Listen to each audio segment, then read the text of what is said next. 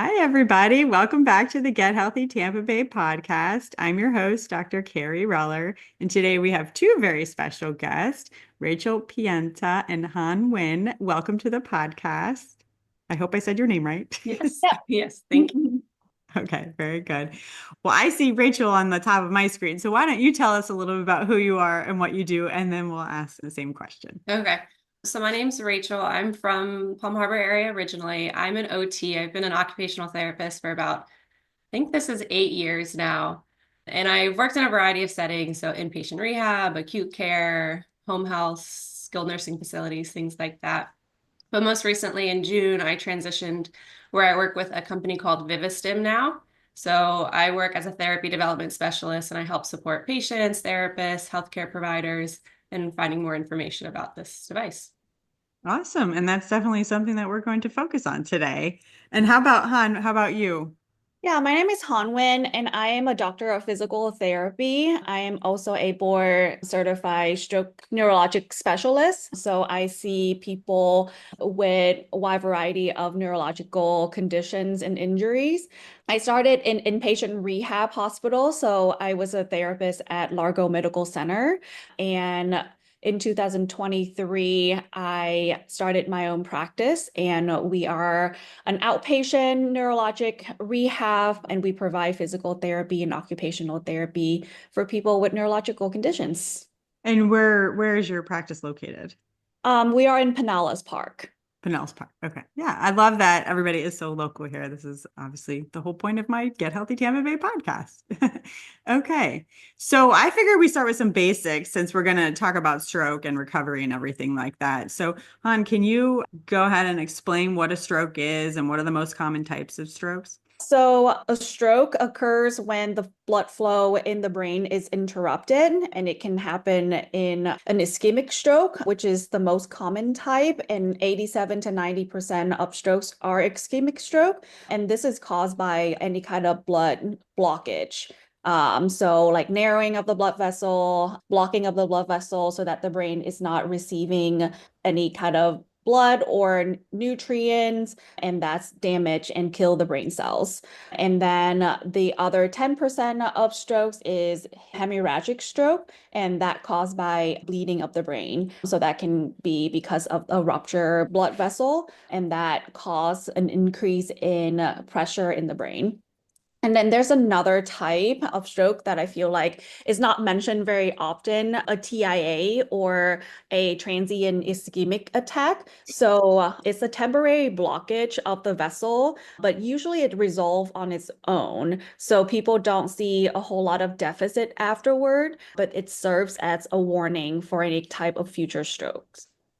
Yeah, I'm really glad you brought up the TIA. I mean, I always have patients who are, kind of questioning whether they had it or not. You ended up presenting to the hospital and they can't find anything. There's no answer. So sometimes they say, "Oh, okay, well, you had a TIA. Let's give you the best medical therapy to help, prevent a further like stroke or anything to happen." But sometimes everybody's really confused about that because nothing shows up on a CT or an MRI, right? And even yesterday, I had a patient who was wondering if she was having had a TIA, and basically she was wondering if the vision changes were an issue. So, what are some other typical signs and symptoms of a stroke that people should recognize quickly? Yeah, so in the medical field, we use the acronym FAST to help identify the stroke symptoms. So F stand for face, so any kind of drooping of the face. A stand for arm, so any type of arm weakness, usually on one side. And S stands for speech, so any type of speech difficulty. And then T stand for time, so it's time to call 911 since a stroke is a medical emergency. Yes, absolutely. I love, the acronyms. I think it really helps patients and providers really figure out how to best see things sometimes. So that's really helpful to use those.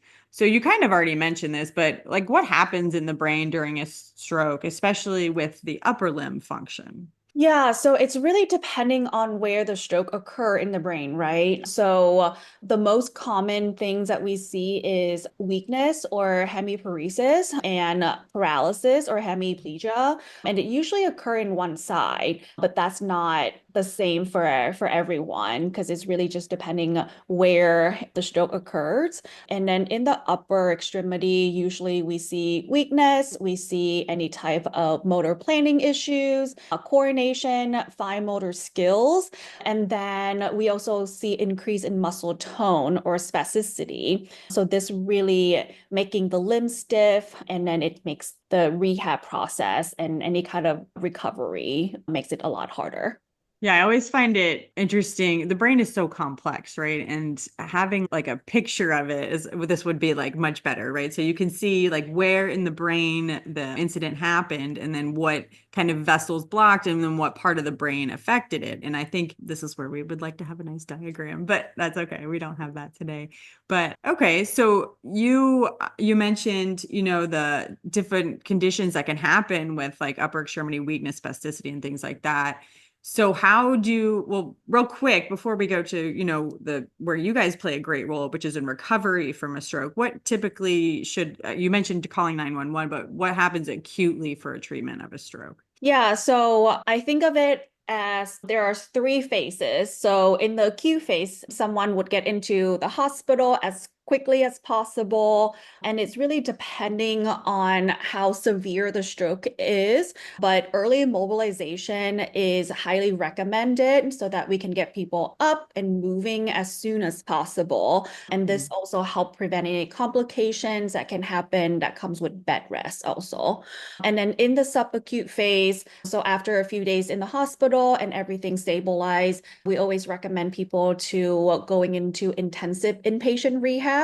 I always want to stress the difference between inpatient rehab and then a skilled nursing rehab. A lot of the time, people are recommended to go to rehab, but they don't understand that there are two different settings. So in an intensive inpatient rehab, which is where I used to work, the patient received 90 minutes of therapy per day and pretty much every day. So at least 6 days a week. So that's really helped with the recovery because we know that we'll talk about this later, but intensity and repetitions is huge when it comes to making any kind of brain changes and recovery after any type of neurological conditions or injuries. And then you have skilled nursing rehab, which the patient's still getting PT, OT, and speech, but the repetition and the intensity is not as high. So that can be maybe 45 minutes to an hour, a few days a week, but the intensive rehab is highly recommended. Usually especially in inpatient rehab setting, the average length of stay is 14 to 20 days. So after that, the patient will be discharged home with a recommendation for home health or outpatient therapy. So with home health, they are receiving nursing care also on top of therapy. So then that's a good transition between inpatient and outpatient, making sure that patients are safe in the home and that they can do your basic transfer, like getting in and out of bed and then getting into the car so that they can be transported to their medical appointments in outpatient setting. And then in the outpatient setting, which is what our clinic is, they receive therapy depending on the severity and the recovery, somewhere up to like 3 to 4 times a week. And for our clinic, we see everyone one-on-one for an hour. Okay. So real quick, circling back to the acute thing, like, so what do they say? Time is brain or something like that? I forget what what they say about it, but like when you're thinking that someone might have had a stroke, you're calling 911, and part of the thing is to get them in quickly because they may be able to administer, the TPA to if there is a clot or anything to get that out. So I just wanted to mention that as well because, like you mentioned, yeah, I think you said that time is very critical in this case too. So definitely different options, which I don't think I'm aware of the recovery journey after having, a stroke. So what are some of the typical challenges that stroke survivors face during recovery? So I would say the fine motor and the spasticities are probably the most difficulty that we've seen because the weakness, a lot of the time you can do exercises to improve the weakness, but we see most of the recovery proximal to distal. So proximal meaning like closer to the trunk. So you'll see like shoulder improvement, elbow improvement, but then a lot of the time the hands are the last to recover. And then with that, you see a lot more difficulty with fine motor activities.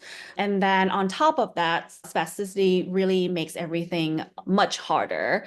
And there are different medical intervention that we recommend for patients for spasticity, because from a therapy standpoint, we can recommend a stretching program, but that will need a lot more medical intervention if the spasticity is very severe.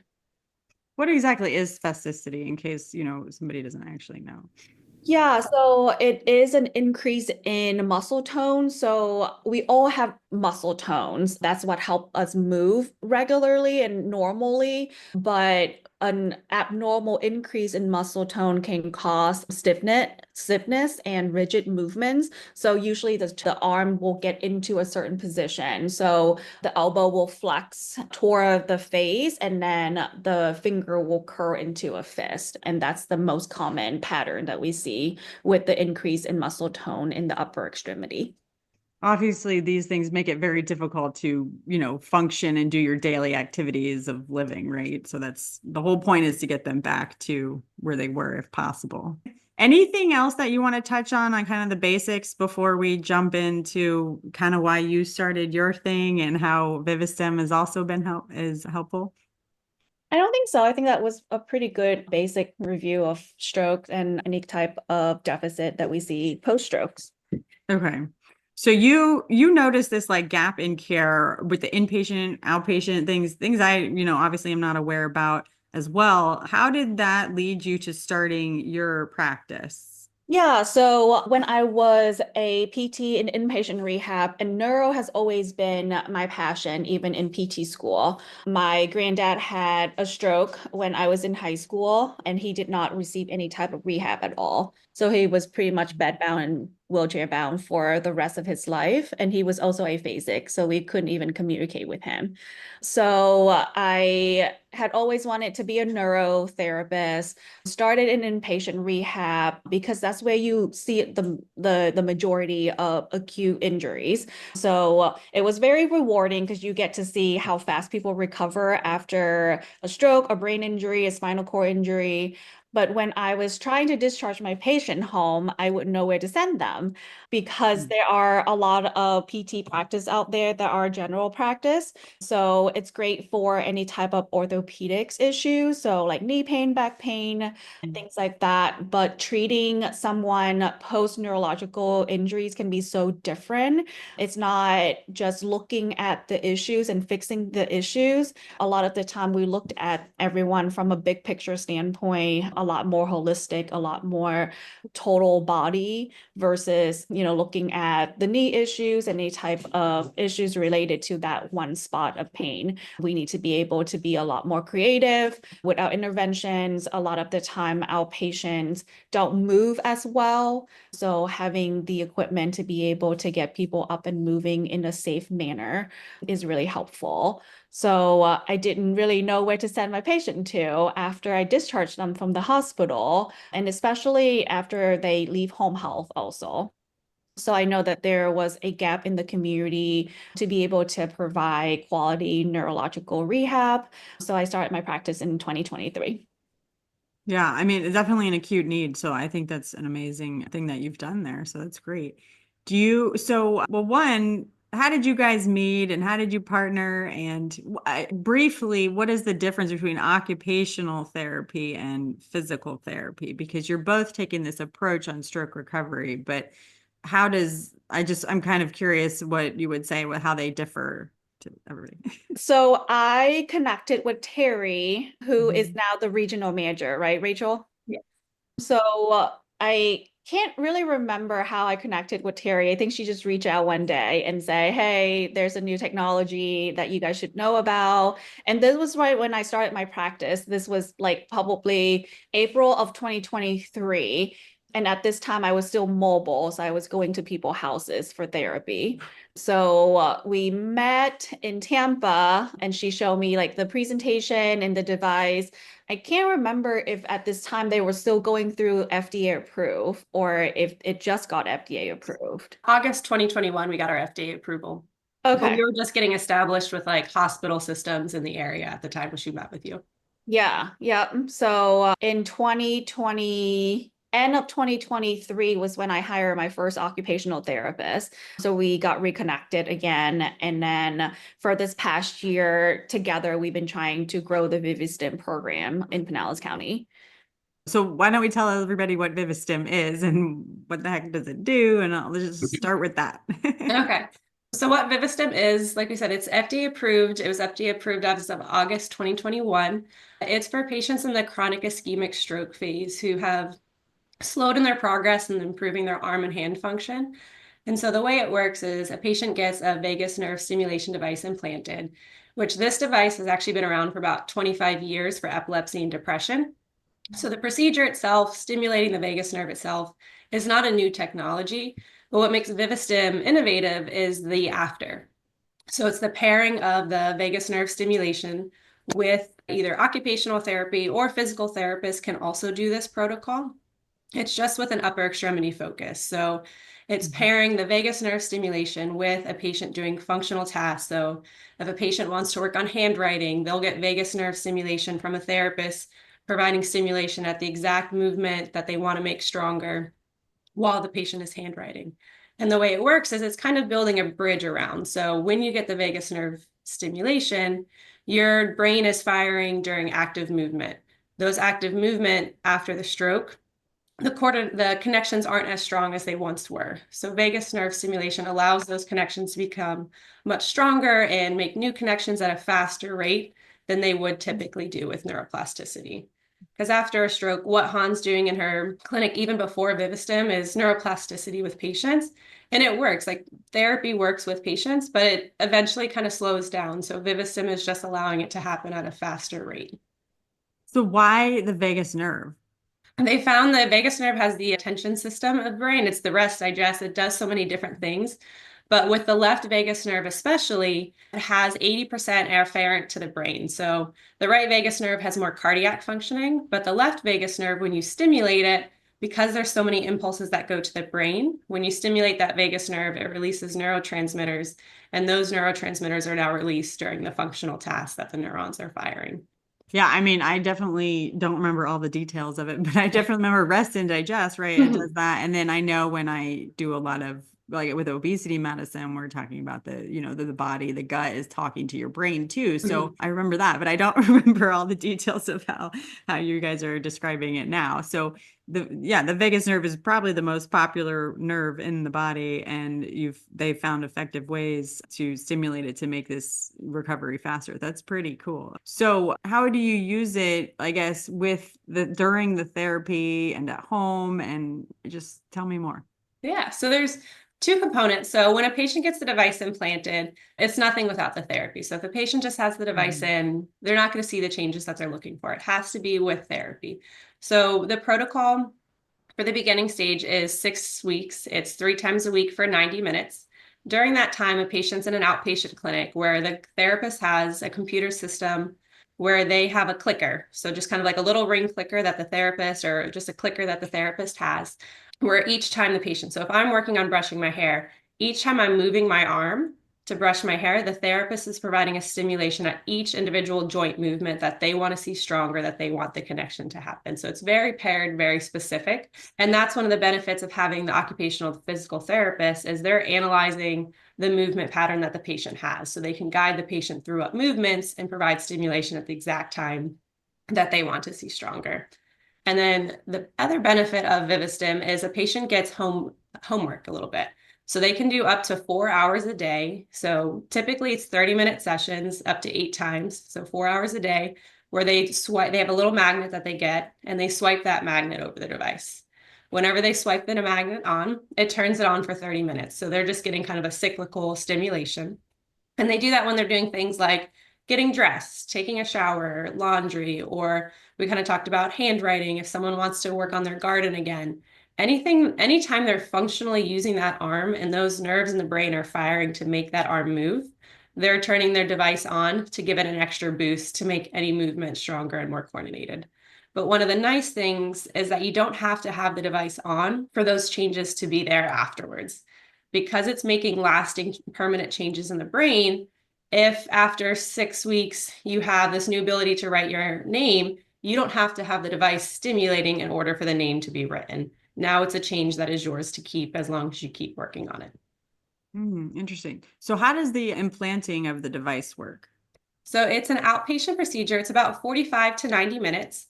We have different surgeons in the area who, because like I said, it's been around for epilepsy and depression. Most of these surgeons that are doing it have done it for years for epilepsy and depression. So the procedure that they do is something they've done many of times, but it's under general anesthesia. There's 2 incisions, one in the neck. Like I said, it's always on the left vagus nerve because that's the one that sends more impulses to the brain. And then the battery, or what turns the device on, goes in the chest. So similar placement to a pacemaker. It'll go in the left chest wall. If someone does have a pacemaker or loop recorder, they can still qualify for Vivistim. The battery just goes on the right side of the chest wall, still on the left vagus nerve. So the procedure itself, most patients go home same day. And then they wait about 2 weeks because there is typically like bruising, soreness, swelling around the incision site, just like there is with any procedure, before starting their therapy. Because the therapy is so intensive, we want to make sure that they're rest and recovered and get the most out of their 6 weeks of therapy. So when stimulating the left vagus nerve, is there any side effects? So with the stimulation, so epilepsy is actually at a higher setting than it is for us. So our setting, it goes a lot lower than what it is for epilepsy. And so most people don't feel it. If they do feel it, it feels like a tickle in their throat, like they need to clear their throat, or sometimes they need to cough when it stimulates it. But the actual stimulation itself, because it's such a low setting, doesn't typically have any other side effects. It's interesting you mentioned the cough and the tickle because, we have a lot of patients on our allergy side with like chronic cough and things like that. And some of the therapies are to reduce that response from the vagus nerve. Yeah, it's really cool. Yeah, the vagus nerve just does so many things. It's working all the time. I know. I feel like I need to go read up more on everything so I can remember it all. But that's pretty cool. Okay. So can you share some like clinical results or research highlights on how Vivistim is effective in improving basically hand and arm function after stroke? Yeah, so what led to our FDA approval was actually a study that was published in the Lancet in April of 2021. So the study was a very clean study. So it was triple blinded, and that the patient, the therapist, and the assessor did not know which group they were in. So actually all patients got the device implanted, and kind of we talked about like that feels like a tickle in your throat, but most people don't feel it when it's on. So you can't tell if you're in the control group or if you're in the vagus nerve stimulation group. It was also a clean study in the fact that it was very narrow. So right now our FDA approval is just for ischemic strokes because that's what we included in our study. So as ischemic strokes, it was 9 months to 10 years post-stroke. And what they did was in therapy, they did a 6-week therapy protocol where the control group and the vagus nerve stimulation group did the exact same 6 exercises. So this way they knew these are the exercises each person did, and these are the results that we saw based on this exercise. And they found the vagus nerve stimulation group to make a 2 to 3 times improvement compared to rehab alone. So it's not 2 to 3 times compared to their baseline, but it's 2 to 3 times compared to the exact same rehab protocol.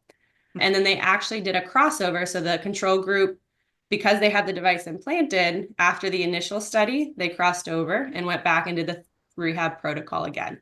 So they did the 6 weeks of in clinic, the 90 days of the home protocol, and they made similar progress that the initial vagus nerve group did. So one of those things is you can kind of show is it's not just that the people that were in the vagus nerve stimulation group responded better to therapy, because the control group, once their device got turned on, they made similar improvements of the vagus nerve group. And some other things that are important to note is we did a subgroup analysis. So gender, age, but most right, left side of the brain, because a lot of people ask, oh, is left vagus nerve, does it matter which side of the brain? But no, because it's releasing it on both sides of the brain, it doesn't matter if which side was affected by the stroke. But one of the big things was that there was no statistical significance in whether the stroke was 9 months or 10 years in their ability to respond to Vivistim, which I think is something that's so important to these patients, because for so long they're told, you're going to make progress in that acute stage. And then eventually you're just going to slow down. You might regress. You might make progress because your brain is constantly trying to change, but it's just not happening at a faster rate. So it's allowing people that are in that 10 years. Now we've had someone whose stroke was a little over 40 years ago, and she made great progress with Vivistim. So it's one of those things that it's giving people really good hope that just because their stroke was so long ago and this new technology is out here, they can still make a change with it. It's pretty amazing. I think everything that we've been learning about neuroplasticity, that this is just like something that's speeding it up. It's pretty cool.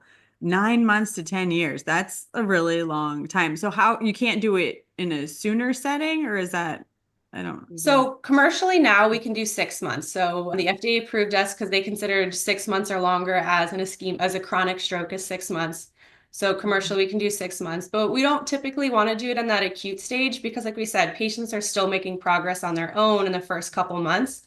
And you don't want someone to go through a procedure medically because they just went through a big medical event, as well as they're still making progress on their own. So you want to get them to as much as they can organically with therapy before having to look at these other options.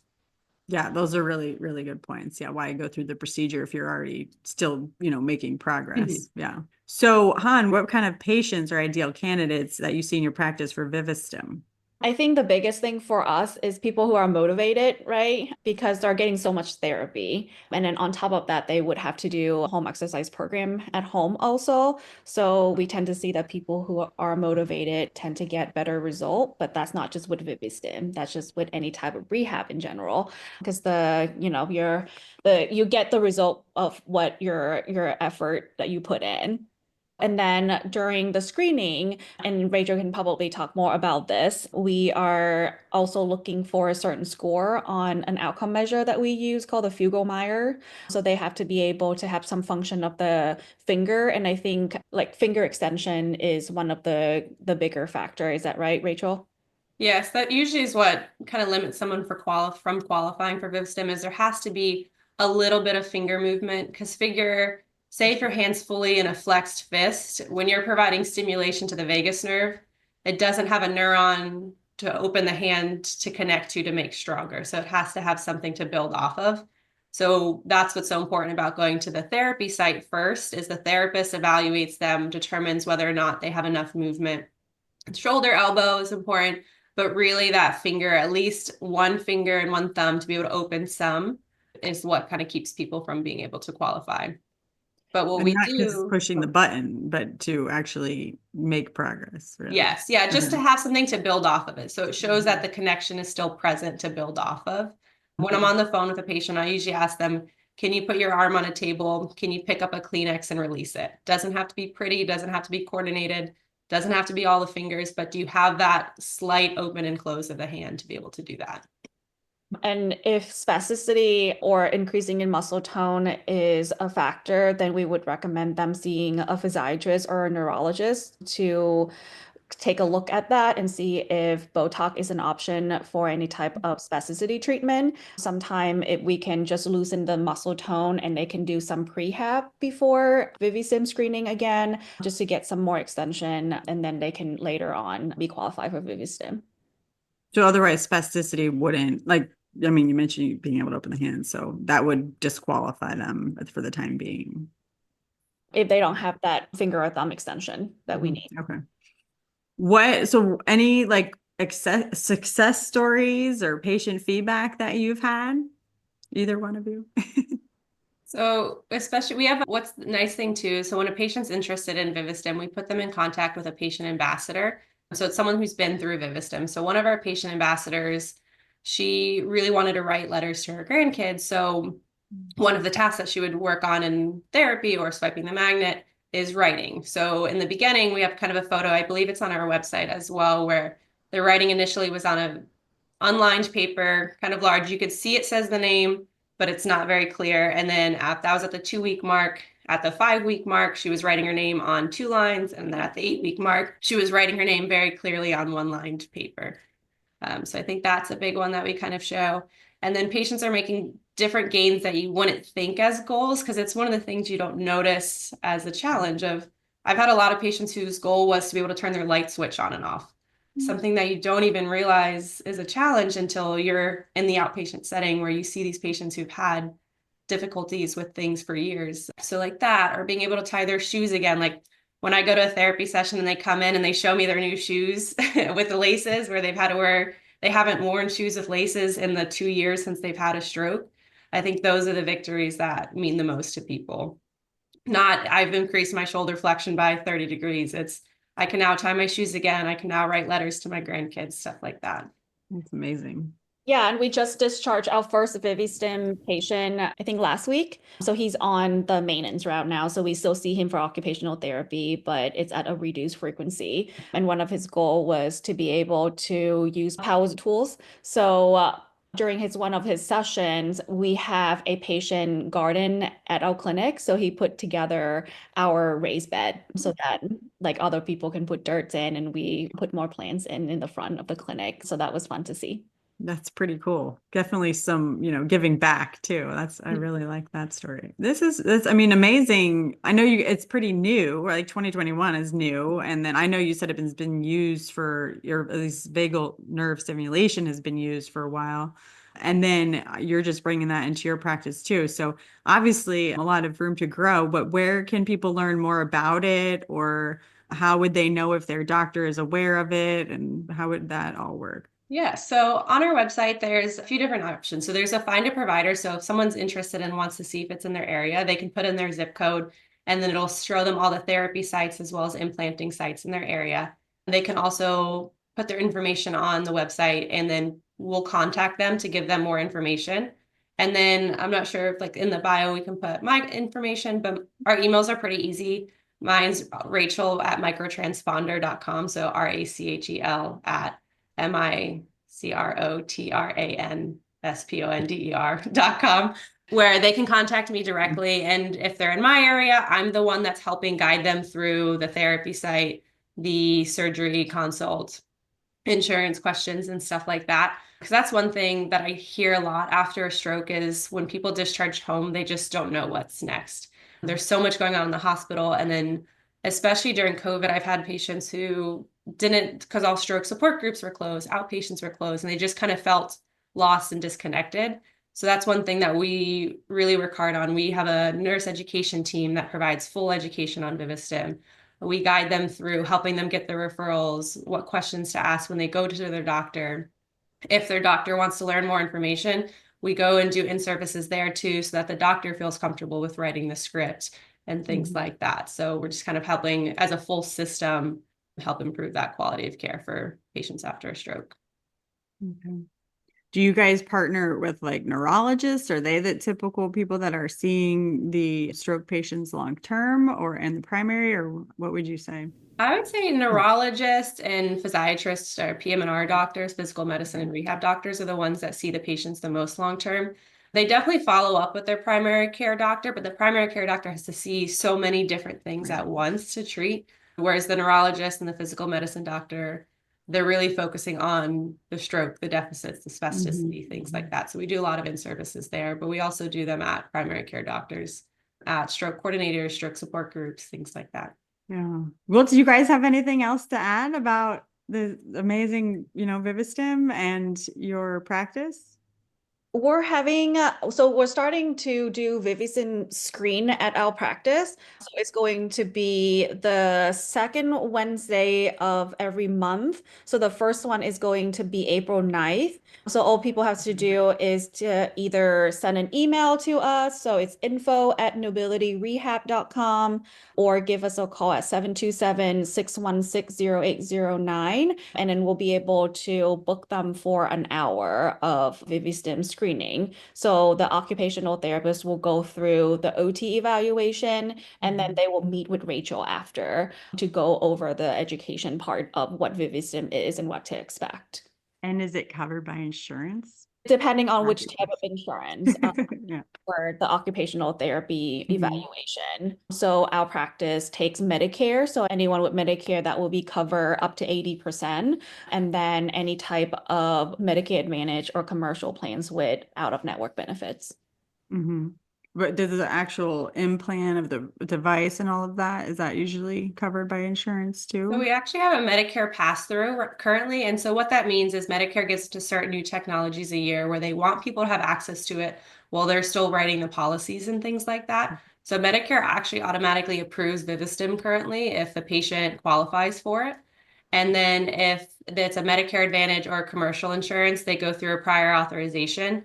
And then our team helps with appeals or things like that. Being a newer technology, we do typically have to go through that. But that's all done on the front end before the patient actually gets the procedure to make sure that insurance is going to approve it. Awesome. Well, this has been, a wonderful conversation. And if you guys don't have anything else to add, I think we'll close it there because I will put all that information in the show notes. Is there anything else you'd like to add? I think one thing is for someone after a stroke, especially whose stroke was years ago, is to kind of keep working because there's no expiration on neuroplasticity. Your brain is constantly trying to change, and there's constantly new technologies out there. So Vivistim is a great new technology, but there's other ones that might be a better fit for you if you have a different type of stroke or a different level of movement that you might not qualify for Vivistim. I think it's just important to keep trying to improve your daily function, your independence. This way you can kind of get the most out of what you enjoy doing. Yeah, I think that's definitely important things to never, don't give up, right? There's Mhm. definitely something that you can improve upon every day, even little by little. Anything else, Helen? I don't think so. I think it's a really exciting technology. And as a therapist, I feel like we're always a little bit skeptic about like new technology out there. But I think Vivistim really embody like what we are looking for when it comes to making any type of new brain changes. Like we talk a lot about neuroplasticity, but it's really like a process that is normal in our brain, right? It happens every single day. It's not just after a neurological condition that it happens. Like if you learn a new skill. So I've been really into sourdough baking lately. So I'm embracing the neuroplasticity that's happening in my brain right now when learning that new skill. But it happens every day. And really the things that really help with making any kind of brain changes is intensity, repetition, use it or lose it, use it and improve it. So I think, and salient, things that matters to people. So that's why Vivistim works so well is because we're doing tasks that is functional and meaningful and targeting patient goals. So I think using those principles, people can still make gains even if they're not a Vivistim candidate, and it's go for any type of recovery post-stroke and not just when it comes to upper extremity recovery also. I mean, I really like what you said. I think, I often use this also with like habit change for patients, when they are, driven to one thing, but you can still teach yourself a different way. So neuroplasticity is a very exciting topic, I think, these days. Well, thank you guys so much for being on the podcast. Please, everybody, tune in next week for next week's episode. And please don't forget to subscribe, like, reviews, all that kind of stuff. All right.